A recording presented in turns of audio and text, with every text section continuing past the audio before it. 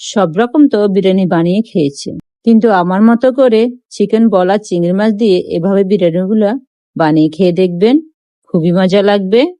আসসালামু আলাইকুম everyone, welcome to cooking network.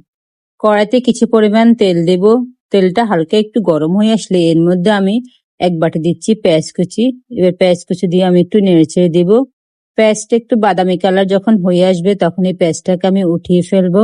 পেঁয়াজটা এভাবে এরকম বাদামি কালার করে ভেজে একটু ঠান্ডা হইলে একটু কোটায় রেখে দেবেন, অনেকদিন পর্যন্ত খেতে পারবেন। একই তেলে আমি আবারও কিছু পেঁয়াজ কুচি দিয়ে দিচ্ছি, আর পেঁয়াজ কুচিটা দিয়ে আবার একটু ভেজে নেব।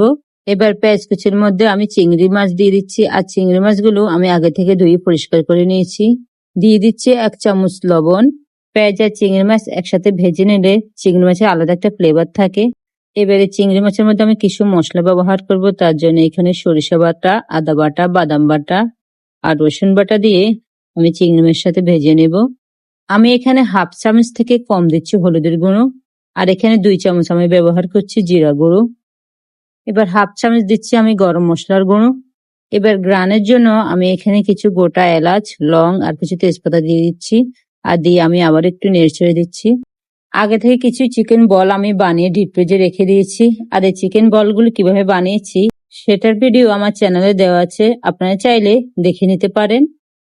আজকে আমি চিকেন বল আর চিংড়ি মাছ দিয়ে মজাদার একটা বিরিয়ানি পাকাবো।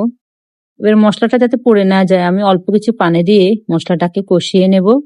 অল্প সময়ের মধ্যে কিন্তু এই চিকেন বল দিয়ে এই বিরিয়ানিটা বানানো যায়। এবার ঝালের জন্য আমি কিছু কাঁচামরিচ এখানে ভেঙে দিচ্ছি, আপনারা চাইলে গোটাও দিতে পারেন, কোনো অসুবিধা নেই। এবার কিছুক্ষণ কষিয়ে নেওয়ার পর এখানে আমি কিছু টক দই দিয়ে দিব। টক দই যদি সবার বাসায় না থাকে তাহলে এখানে কিছু লেবু চিপিয়ে দিবেন, তাহলেই হয়ে যাবে। আর যদি লেবু না থাকে তাহলে বাদ দিতে পারেন, কোনো অসুবিধা নেই। এবার এখানে আমি পরিমাণ মতন পানি দিয়ে দিচ্ছি। চিকেনের বলগুলো সিদ্ধ হোক, আর এই পানি যখন ফুটিয়ে উঠবে তখন এখানে কিছু পোলাও চাল আমি আগে থেকে ধুয়ে নিয়েছি, আর এই পোলাও চালটা আমি দিয়ে দিচ্ছি। আপনারা যদি বাচ্চার টিফিনে দিতে চান তাহলে এভাবে বানিয়ে বাচ্চার টিফিনে দিতে পারেন, বাচ্চারা খুশি হয়ে যাবে আর সকালবেলার নাস্তাটাও হয়ে যাবে। ঢাকনাটা সরিয়ে আমি আবার একটু নেড়েচেড়ে দিচ্ছি। এবার এখানে আমি কিছু বিরিয়ানির মশলা দিয়ে দিচ্ছি, তাহলে ফ্লেভারটা আর একটু ভালো আসবে। আমি কিন্তু ঘরে থাকা সমস্ত উপকরণ দিয়ে কিন্তু আজকের বিরিয়ানিটা বানিয়ে নিলাম। ঢাকনাটা সরিয়ে নিয়ে আমি যে পেঁয়াজ বেরেস্তাটা করে রেখেছি সেই পেঁয়াজ বেরেস্তাটা দিয়ে দিচ্ছি। এবার আমি একটু উল্টিয়ে দিচ্ছি যাতে করে নিচ থেকে লেগে না যায়।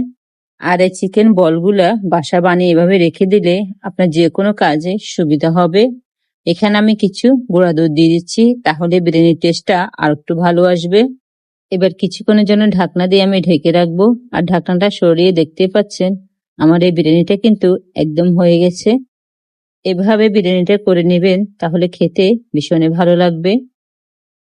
কতটা ঝরঝরা হয়ে গেছে আমার এই বিরিয়ানিগুলো, ঠান্ডা হওয়ার পর আরো ঝরঝরা হয়ে যাবে। আজ এ পর্যন্ত, সবাই ভালো থাকবেন, আর আমার চ্যানেলটিকে লাইক সাবস্ক্রাইব দিতে ভুলবেন না। আল্লাহ হাফেজ।